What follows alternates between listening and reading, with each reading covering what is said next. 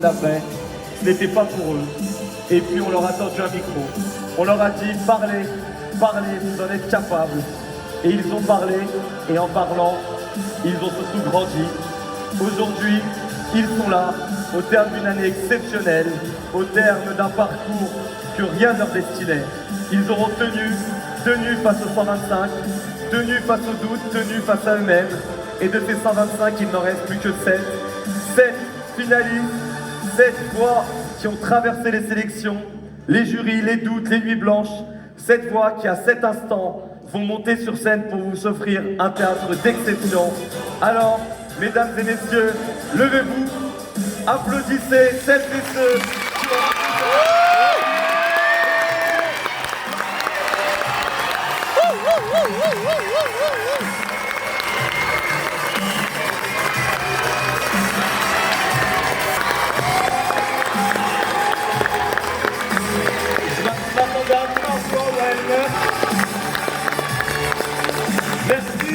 Merci à eux qui ont rendu cet événement exceptionnel, parce que vous verrez que par la suite, les finalistes vous ont réservé quelque chose d'absolument incroyable.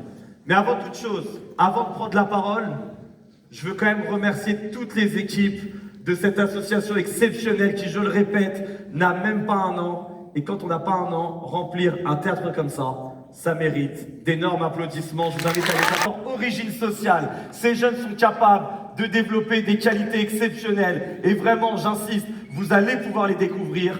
Et parce que c'est une soirée d'exception, parce que cette cérémonie, elle le mérite, mesdames et messieurs, nous allons accueillir un jury d'exception. Et avant qu'un mot ne soit prononcé sur cette scène, il y a des regards qui vont se poser sur ces finalistes. Nous allons accueillir un jury composé de 7 personnes, mais tout d'abord 6 avant tout. 6 parcours, 6 exigences, 6 ambitions, 6 manières d'écouter. Aujourd'hui, nos finalistes ne montent pas sur scène seulement devant vous, devant un public. Ils montent sur scène pour montrer qu'ils sont à la hauteur des plus grands. Mesdames et messieurs, je vous demande de réserver le plus beau des accueils aux membres des jurys de la grande finale que j'invite à me rejoindre.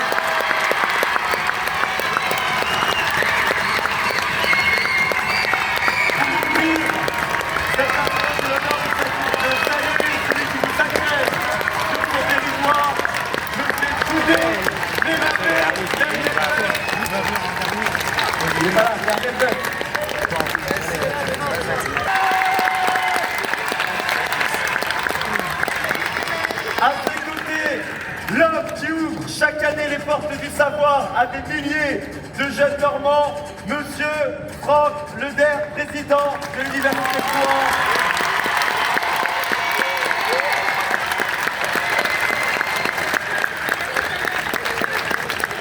Parce que défendre, ça a décidé d'en faire un art. Maître Franck Langlois Bâtonnier.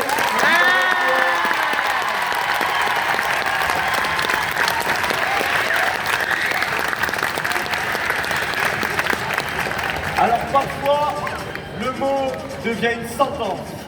Et quand il devient une sentence, c'est elle qui le rend. J'ai l'honneur d'accueillir Madame Edwige Vitran, présidente de la Citadelle de Rouen.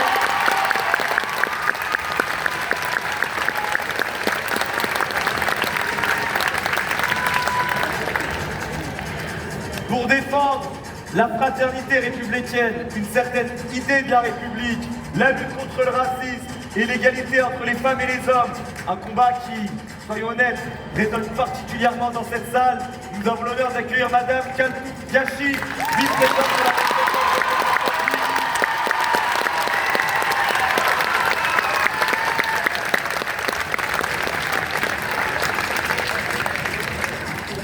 Souvent, on se dit, qu'est-ce que l'État?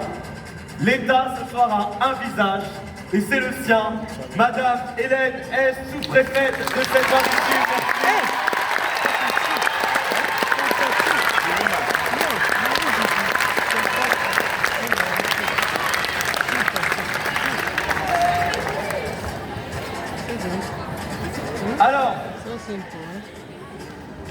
Alors, permettez-moi de prendre quelques instants pour vous présenter notre invité d'honneur, le président de ce jury. Alors, notre invité d'honneur a une particularité.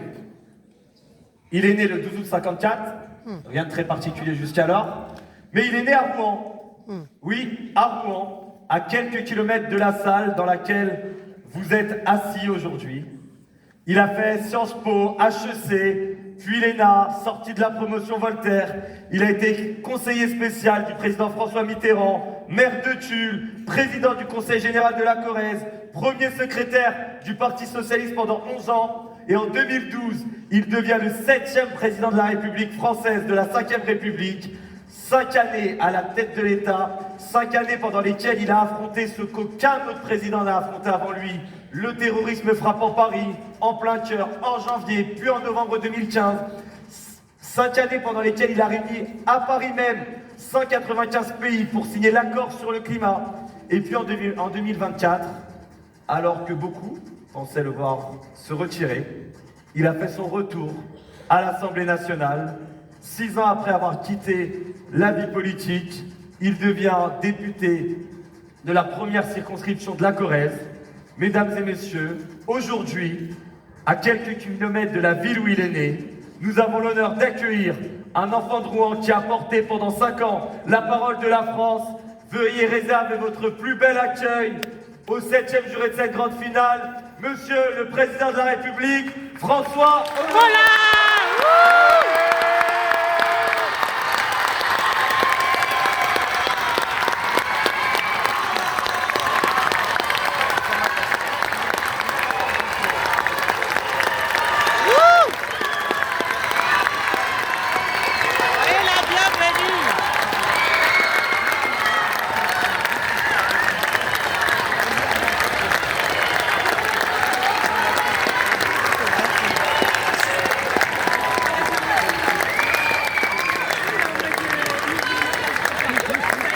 Vous avez maintenant le jury au complet, 7 finalistes.